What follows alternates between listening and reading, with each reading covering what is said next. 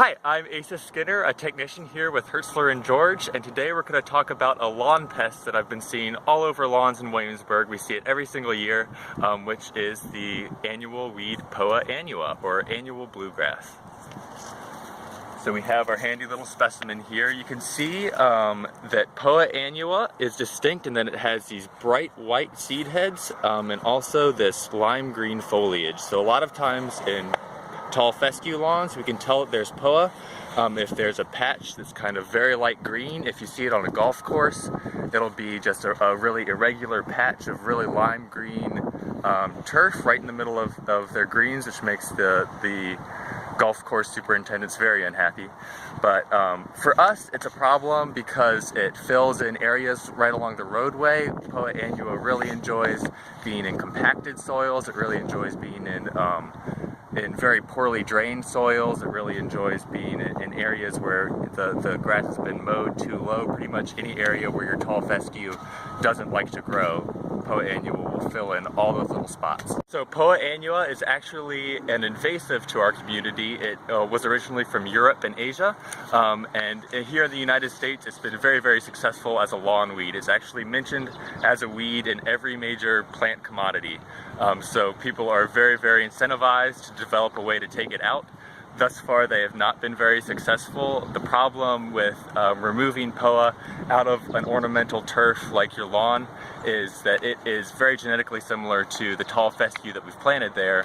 And so the problem is that we can't develop a chemical that can really differentiate between your tall fescue and your Poa annua. So if we were going to just spray something to take out all your Poa, it would also really, really damage your fescue. Even more than that, within the Poa annua biotypes, there's lots and lots of different genetic variations. Some of them are annuals, some of them are perennials, and so even if we were going to develop something to take out a lot of Poa annua, we still wouldn't be able to get it all. As you can see, Poa annua has a single clump like this can produce over 100 seeds per year, and those seeds can subsist in your soil for years and years until they find the right time to germinate. And so if you're seeing a bunch of Poa in your lawn this year, it's likely seeds from 2 or even 3 years ago that has just now seen the opportunity to germinate and do really well. So you're probably wondering what we can do to control Poa annua. As I mentioned, it's very hard to do chemically. We haven't been able to figure that out. But if you have a big patch of Poa annua in your lawn, that's really an area that everything that I've read and everything that I've heard from experts in this field say that really the only way to control it is to outcompete it with your ornamental grass.